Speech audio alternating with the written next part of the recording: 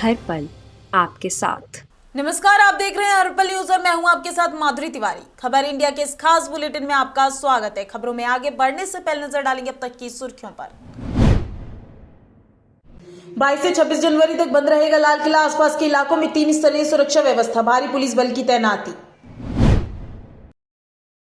विधानसभा चुनाव की तैयारियां तेज, दूसरे चरण के लिए नामांकन होगा शुरू। 55 सीटों के लिए प्रत्याशी करेंगे पर्चा दाखिल। छत्तीसगढ़ का फॉर्मूला यूपी में लागू करेगी कांग्रेस। सरकार किसानों से खरीदेगी गोबर, समाज के सभी वर्गों को लुभाने की कोशिश। केरल में कोरोना का कहर, कोरोना के मामलों में इजाफा, आईसीयू में भर्ती होने वालों की संख्या 15% बढ़ी। गणतंत्र दिवस पर सुरक्षा के चलते लाल किले को 22 से 26 जनवरी तक 5 दिन के लिए बंद रहेगा। इस दौरान आम लोगों के आने जाने पर भी रोक लगा दी गई है। दिल्ली पुलिस के अनुसार गणतंत्र दिवस पर किले और आसपास के इलाके में 3 स्तरीय सुरक्षा व्यवस्था की जाएगी। किसी भी हालात से निपटने के लिए भारी पुलिस बल की तैनाती रहेगी। राष्ट्रीय राजधानी की सुरक्षा और हाल में पंजाब में पीएम नरेंद्र मोदी की सुरक्षा चूक को ध्यान में रखते हुए दिल्ली पुलिस ज्यादा सतर्कता बरतेगी। सरकार के फैसले के मुताबिक इस बार से गणतंत्र दिवस समारोह स्वतंत्रता सेनानी सुभाष चंद्र बोस की जयंती 23 जनवरी से ही शुरू हो जाएगी। दिवंगत सीडीएस जनरल बिपिन रावत के भाई रिटायर्ड कर्नल विजय रावत बुधवार को बीजेपी में शामिल हो गए। बताया जा रहा है कि वे उत्तराखंड से चुनाव लड़ सकते हैं। विजय रावत ने सुबह उत्तराखंड के मुख्यमंत्री पुष्कर सिंह धामी से मुलाकात की थी। इसके बाद कहा था कि विचारधारा भाजपा से मिलती है और पार्टी ने कहा तो चुनाव भी लड़ूंगा। महाराष्ट्र के लोकल चुनाव में भाजपा सबसे बड़ी पार्टी बनकर उभरी है, वहीं शिवसेना चौथे नंबर पर है। सबसे ज्यादा नुकसान कांग्रेस को हुआ है। महाराष्ट्र में 106 नगर पंचायतों, 2 जिला परिषदों की 413 सीटों और 15 पंचायत समितियों के चुनाव के नतीजे मंगलवार को आना शुरू हुए। कुल 1802 सीटों के लिए हुए चुनाव में भाजपा के खाते में 24 नगर पंचायत और 416 सीटें आई हैं। एनसीपी को 25 नगर पंचायत और 387 सीटों पर जीत मिली है। कांग्रेस के खाते में 18 नगर पंचायत और 297 सीटें आई हैं। शिवसेना के पास 14 नगर पंचायत और उसकी 300 सीटें आई हैं। भाजपा और रंकापा दोनों ने सर्वाधिक सीट जीतने का दावा किया है। 2017 में स्थानीय निकाय के चुनाव में भाजपा के नगर पंचायत के कुल 344 सदस्य थे, जो अब बढ़कर 416 हो गए हैं। शिवसेना के 201 सदस्य थे, अब बढ़कर 300 और रंकापा के 330 सदस्य थे, अब बढ़कर 387 हो गए हैं। कांग्रेस के पहले 426 सदस्य थे, जो अब घटकर 297 हो गए हैं। उत्तर प्रदेश में चल रहे विधानसभा चुनाव के लिए दूसरे चरण में 21 जनवरी को अधिसूचना जारी होने के साथ और आसपास के 9 अन्य जिलों के 55 विधानसभा सीटों के लिए नामांकन प्रक्रिया शुरू हो जाएगी। साथ ही इस बार 22 और 23 जनवरी को सार्वजनिक अवकाश और 26 जनवरी को गणतंत्र दिवस के कारण इन तीनों दिनों में नामांकन नहीं होगा। लिहाजा दूसरे चरण के उम्मीदवारों के नामांकन को दाखिल करने के लिए केवल 5 दिन का समय मिलेगा। वहीं दूसरे चरण के लिए ज्यादातर सियासी दलों ने प्रत्याशियों का ऐलान कर दिया है और नामांकन प्रक्रिया शुक्रवार से शुरू होने के बाद प्रत्याशी अपना पर्चा दाखिल कर सकेंगे।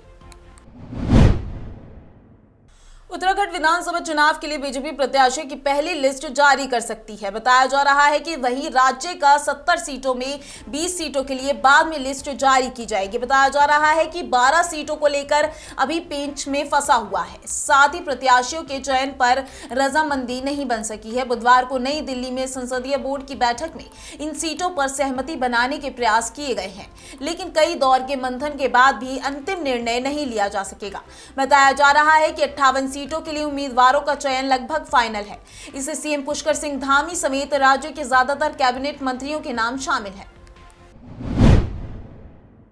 उत्तर प्रदेश विधानसभा चुनाव के लिए कांग्रेस महासचिव और पार्टी की यूपी प्रभारी प्रियंका गांधी वाड्रा काफी मेहनत कर रही हैं। बताया जा रहा है कि प्रियंका समाज के सभी वर्गों को लुभाने की कोशिश कर रही हैं। राज्य में प्रियंका गांधी महिलाओं और किसानों को मुद्दों को लेकर काफी मुखर रही हैं। लिहाजा अब कांग्रेस ने यूपी चुनाव में किसानों से एक बड़ा वादा किया है। कांग्रेस ने दावा किया है कि अगर पार्टी सत्ता में आती है तो वह किसानों से गोबर खरीदेंगी, क्योंकि छत्तीसगढ़ में कांग्रेस ने ये योजना लागू की है और इससे किसानों को काफी लाभ मिल रहा है। यूपी के अलीगढ़ जिले में विधानसभा चुनाव के पहले चरण के नामांकन के 5वें दिन बुधवार को प्रत्याशियों ने बीजेपी, बसपा, कांग्रेस, समाजवादी पार्टी समेत निर्दलीय उम्मीदवारों की ओर से अपना नामांकन कराया है। इस बार अपने दादा स्वर्गीय कल्याण सिंह की बिना मौजूदगी में अतरौली विधानसभा सीट से संदीप सिंह को बीजेपी प्रत्याशी बनाया गया है। पूर्व मुख्यमंत्री स्वर्गीय कल्याण सिंह के विश्वास पत्र रहे रविंद्र पाल सिंह पर पार्टी ने दोबारा दांव खेला है। लगातार दूसरी बार बीजेपी की ओर से छर्रा विधानसभा क्षेत्र से प्रत्याशी बनाए गए हैं। इसके बाद ठाकुर रविंद्र पाल सिंह ने कहा कि बीजेपी की ओर से मुझे काम करने का मौका दिया है, मेरे जो कुछ काम रह गए थे उनको भी मैं पूरा करूंगा। वहीं समाजवादी पार्टी की छठा क्षेत्र से प्रत्याशी लक्ष्मी धनगर ने टिकट मिलने पर पार्टी के राष्ट्रीय अध्यक्ष अखिलेश यादव और अन्य लोगों का शुक्रिया अदा किया है। एक समान रखते हुए लाभ की दृष्टि से एक समान सम्मान देने का और एक समान लाभ देने का कार्य किया है और आज एक बार पुनः सभी क्षेत्रवासियों के आशीर्वाद से, प्यार से, स्नेह से मैंने पिछले 5 वर्ष सबकी सेवा करी और एक बार पुनः अवसर मिला है मुझे कि अपने क्षेत्रवासियों की मैं सेवा कर सकूं। मैं सभी लोगों का अपने हृदय से आज जितने भी लोग हमारे साथ में हैं सभी का अपने हृदय से आभार व्यक्त करना चाहता हूं और एक बार पुनः मुझे पूर्ण विश्वास है कि जिस तरह से हमने भारतीय जनता पार्टी की पिछले 5 वर्ष की सरकार में हर एक व्यक्ति को अपने साथ लेकर के चले हैं, सबका साथ और सबके विकास के नारे को साकार करते हुए चले हैं। इस आने वाले चुनाव में भी मुझे पूर्ण विश्वास है कि हम सब पूर्ण बहुमत की सरकार को पाते हुए 300 पार का लक्ष्य इस बार अवश्य हासिल करेंगे और पूर्ण बहुमत की सरकार को बना के एक बार पुनः सब लोगों के बीच में जन जन की सेवा करने के लिए हम सब आगे बढ़ेंगे। भारतीय जनता पार्टी यानी केंद्र और प्रदेश सभी मेरे नेताओं ने, मुख्यमंत्री, प्रधानमंत्री व संगठन व जिला संगठन ने दोबारा मुझे एक कार्य करने के लिए मौका दिया है, विधायक बनाने के लिए। तो मेरे जो कुछ काम 1-2 ऐसे हैं जो अधूरे रह गए थे उनको भी पूरा करूँगा और खासकर युवाओं के लिए विशेष ध्यान दिया जाएगा। जो यहाँ पर नया पंचायत स्तर पर हम एक स्टेडियम मिनी बनाने जा रहे हैं। मेरे अलीगढ़ में अपनी छर्रा विधानसभा में मिनी स्टेडियम एक बन चुका है जो हवाई पट्टी के पास पनटी के पीछे है। पहले आप सबका आभार, माननीय राष्ट्रीय अध्यक्ष अखिलेश जी का बहुत आभार व्यक्त करती हूँ। उन्होंने ये जिम्मेदार दी और माननीय जिलाध्यक्ष जी का आभार व्यक्त करती हूँ। जिले की पूरी टीम का, पूरी छर्रा विधानसभा के जितने भी सपोर्टर और मेरे भाई हैं उन सबका आभार व्यक्त करती हूँ। मुझे माननीय राष्ट्रीय अध्यक्ष जी ने मौका दिया है, मैं उन्हें काम करके दिखाऊंगी। उत्तर प्रदेश में सबसे ज़्यादा काम करके दिखाऊंगी। गुजरात के वडोदरा के सोखड़ा स्वामी नारायण मंदिर ने सेवक अनुज चौहान की पिटाई का मामला सामने आया है। मामले में शिकायत दर्ज होने के बाद 5 साधु और 2 सेवक थाने में पेश हुए हैं। इस मामले में आसोज के प्रणय भाई, सोखड़ा के मनहर भाई, प्रभु प्रिया स्वामी, हरीश मरण स्वामी, भक्ति वल्लभ स्वामी, स्वामी स्वरूप स्वामी, विरल स्वामी यो सभी उपस्थित थे। पुलिस ने सभी आरोपियों को हिरासत में ले लिया और कोरोना टेस्ट के उन सभी को गिरफ्तार कर लिया जाएगा। अनुज चौहान ने तालुका पुलिस स्टेशन में पेश होने के बाद अपना बयान दर्ज किया और फिर पुलिस ने 5 संतों और 2 नौकरों के खिलाफ मुकदमा दर्ज किया। शिकायतकर्ता अनुज के मुताबिक 6 जनवरी को योगी आश्रम के कुछ लोग सोखड़ा स्वामी नारायण मंदिर के परिसर में जोर जोर से चिल्ला रहे थे। अनुज चौहान ने वहां का वीडियो बना लिया और तभी प्रभु प्रिया स्वामी ने आकर मोबाइल पकड़ा और कहा कि उसने मोबाइल में वीडियो क्यों बनाया है और फिर अनुज चौहान और उनके सभी बीच हाथापाई हो गई, जिसके बाद घटना की सूचना पुलिस को दे दी गई और पुलिस ने उन सभी को थाने में पेश किया और कोरोना टेस्ट होने के बाद उन्हें गिरफ्तार कर लिया जाएगा। गुजरात से राकेश गोसाई की रिपोर्ट। मध्य प्रदेश में कक्षा 10वीं और कक्षा 12वीं की प्री बोर्ड परीक्षाएं शुरू होने जा रही हैं। परीक्षाओं को लेकर स्कूल शिक्षा विभाग ने टाइम टेबल जारी कर दिया है। कोविड संक्रमण के चलते इस बार परीक्षाएं ऑनलाइन मोड पर आयोजित की जा रही हैं। घर पर ही छात्र छात्राओं को पेपर और आंसर शीट दी जाएगी। स्कूल शिक्षा विभाग ने शैक्षणिक सत्र 2021 से 22 की कक्षा की 10वीं और 12वीं की प्री बोर्ड की परीक्षाओं के लिए टाइम टेबल जारी कर दिया है। कक्षा 10वीं की प्री बोर्ड की परीक्षा 28 जनवरी 2022 तक चलेगी। आपको बता दें कि कक्षा 12वीं की प्री बोर्ड परीक्षा 20 जनवरी से 31 जनवरी 2022 तक संचालित होंगी। कोरोना संक्रमण के चलते स्कूल बंद होने से इस बार प्री बोर्ड परीक्षाएं टेक होम के रूप में संचालित की जा रही हैं। लोक शिक्षण संचालय ने अपने निर्देश जारी किया है। सभी स्टूडेंट्स को पेपर और आंसर शीट देते समय स्कूल में कोविड गाइडलाइन का पालन किया जाए। केरल में कोरोना के बढ़ते मामलों ने चिंता बढ़ा दी है। राज्य में एक दिन में आईसीयू में भर्ती होने वाले मरीजों की संख्या में 15% का इजाफा हुआ है। वहीं ऐसे मरीज 20% बढ़े हैं जिन्हें ऑक्सीजन बेड्स की जरूरत है। केरल में मंगलवार को 28,481 केस सामने आए और 39 लोगों की मौत हो गई। अब तक कुल 54.30 लाख लोग संक्रमण की चपेट में आ चुके हैं। एक्सपर्ट्स के मुताबिक तीसरी लहर सीनियर सिटीजन और उन लोगों को ज्यादा प्रभावित कर सकती है जिन्हें गंभीर बीमारी है। पहली और दूसरी लहर में हमने इन्हें बचा लिया था, लेकिन इस बार हालात खराब हो सकते हैं। मध्य प्रदेश में कोरोना की बढ़ती रफ्तार के बीच मौत का आंकड़ा भी तेजी से बढ़ रहा है। 2 दिन के अंदर 7 संक्रमितों की मौत हो गई है। 24 घंटे में 2 लोगों की मौत का रिकॉर्ड किया गया है। आपको बता दें कि कोरोना का सबसे बड़ा हॉटस्पॉट इंदौर बना है। यहां 3000 के पार संक्रमित मिले हैं। भोपाल दूसरे नंबर पर है, यहां 1710 केस सामने आए हैं। ग्वालियर में 640 नए मरीज मिले हैं। हाल में अब छोटे शहरों में भी कोरोना शतक के पास पहुंच गया है। सिंगरौली में 107 केस मिले हैं, जबकि मुरैना, भिंड, दतिया जैसे जिलों में 100 के करीब पहुंच गया है। हरियाणा में एक्टिव कोरोना केस 59,344 हो गए हैं। 57,708 केस होम आइसोलेशन में हैं। अब तक 10,136 लोगों की कोरोना से मौत हो गई है। वहीं 19 जनवरी तक 72 मौतें हो चुकी हैं। 19 जनवरी को कोरोना के नए मामले 8,847 आए हैं। 17 जनवरी को 12 लोगों की मौत एक ही दिन में हुई थी। 19 जनवरी को 12 मौतें एक ही दिन में हुई। मरने वाले गुरुग्राम में 2, सोनीपत में 1, करनाल में 6, अंबाला में 1, यमुनानगर में 1, कुरुक्षेत्र में 1 की मौत हुई है। 57,708 केस होम आइसोलेशन में हैं। अब तक 10,136 लोगों की कोरोना से मौत हो गई है। वहीं 19 जनवरी तक 72 मौतें हो चुकी हैं। 19 जनवरी को कोरोना के नए मामले 8,847 आए हैं। 17 जनवरी को 12 लोगों की मौत एक ही दिन में हुई थी। 19 जनवरी को 12 मौतें एक ही दिन में हुई। मरने वाले गुरुग्राम में 2, सोनीपत में 1, करनाल में 6, अंबाला में 1, यमुनानगर में 1, कुरुक्षेत्र में 1 की मौत हुई है। बिहार में कोरोना के मामले थमने का नाम नहीं ले रहे हैं। रोज हजारों की संख्या में मरीज मिल रहे हैं। बिहार में बुधवार को कोरोना वायरस के 4,063 नए मामले दर्ज किए गए हैं। हालांकि मामले मंगलवार की तुलना में 488 कम है। वहीं अब बिहार में संक्रमितों की संख्या बढ़कर 7,99,266 हो गई है। कोरोना वायरस के चलते 11 और लोगों की भी मौत हो गई है। वहीं मंगलवार को 4 लोगों की मौत हो गई, जिससे मरने वालों का आंकड़ा 12,156 हो गया है। राज्य में बुधवार को 30,481 सक्रिय मामले सामने आए। अब तक कुल 7,56,629 मरीज कोरोना वायरस से उबर चुके हैं। उत्तराखंड में कोरोना के कहर लगातार जारी है। आए दिन कोरोना के मामले में बढ़ते जा रहे हैं। आपको बता दें कि बुधवार को 4,402 नए मामले सामने आए। वहीं 6 लोगों की मौत भी हुई।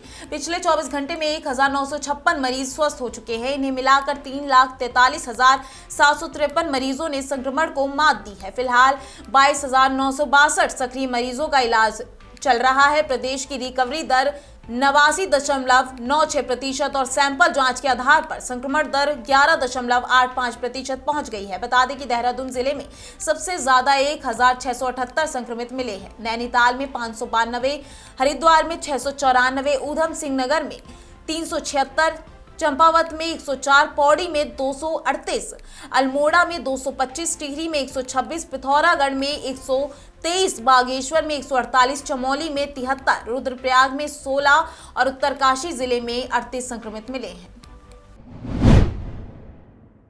कश्मीर के कई पर्वतीय क्षेत्रों में बर्फबारी के बाद मैदानी इलाकों में बारिश ने ठिठुरन बढ़ा दी है। खराब मौसम के चलते जम्मू श्रीनगर राष्ट्रीय राजमार्ग पर गाड़ियों की एक तरफा आवाजाही हो रही है। आपको बता दें कि घनी धुंध के चलते कटड़ा सांजी छत सेवा बाधित हो रही है। बिगड़े मौसम से जम्मू संभाग के कई जिलों में दिन का तापमान सामान्य से 7 डिग्री तक गिर गया है। हालांकि रात के तापमान में सामान्य से 4 से 5 डिग्री की बढ़ोतरी हुई है। मौसम विज्ञान केंद्र श्रीनगर ने 22 जनवरी को जम्मू संभाग के कुछ हिस्सों में भारी बारिश और बर्फबारी की चेतावनी जारी की है।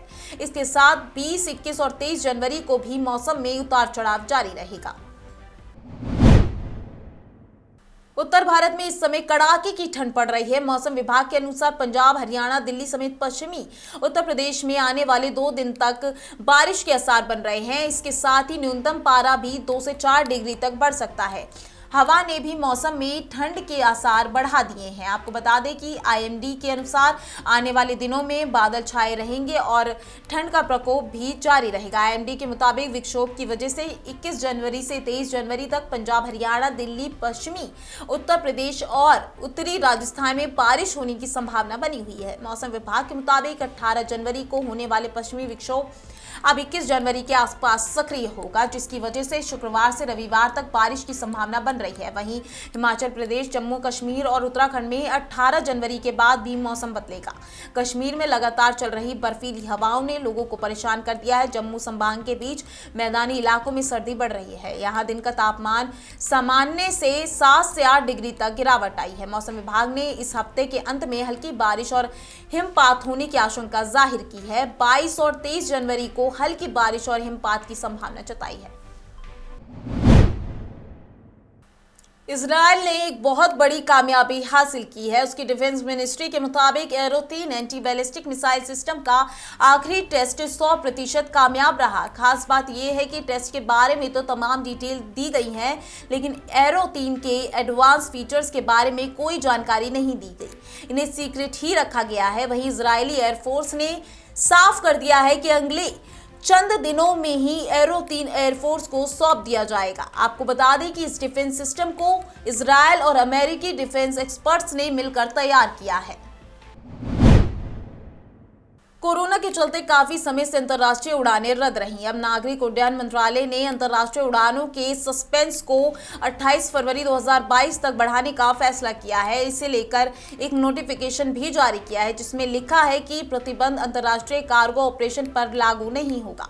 साथ ही ये भी कहा गया है कि बबल एग्रीमेंट में चल रही फ्लाइट्स पहले की तरह ही चलती रहेंगी। बता दें कि कोरोना के कहर के बीच मार्च 2020 से ही नियमित अंतर्राष्ट्रीय उड़ानों पर रोक लगा दी गई थी। लॉकडाउन संबंधी प्रतिबंध में धीरे धीरे ढील देने के बाद जैसे जैसे कोरोना के मामले कम होते गए और टीकाकरण में रफ्तार आई, अन्य देशों के साथ एयर बबल व्यवस्था के साथ भारत फ्लाइट का संचालन कर रहा था।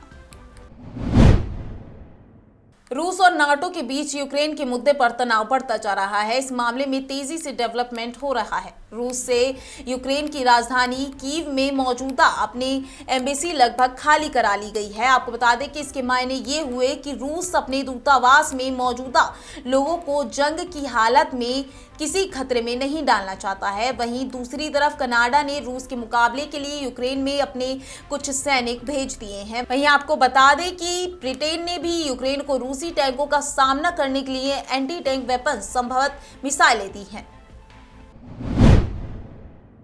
विश्व भर में ओमिक्रॉन वेरिएंट के प्रसार की रफ्तार कम हुई है और इसका असर संक्रमण के मामलों में देखने को मिला है। WHO के मुताबिक पिछले हफ्ते नए मामलों में 20% की वृद्धि दर्ज की गई है और इस दौरान कुल 1.8 करोड़ नए मामले मिले हैं।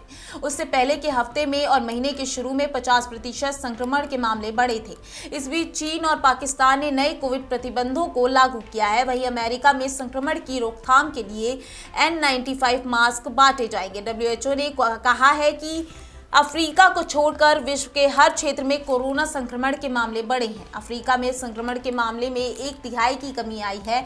मरने वालों की संख्या लगभग समान रही है। पिछले हफ्ते भी विश्व भर में कोरोना महामारी के चलते करीब 45,000 मौतें हुई हैं। खबर इंडिया के इस खास बुलेटिन में आज के लिए बस इतना ही। देखते रहिए हर्पल न्यूज। नमस्कार।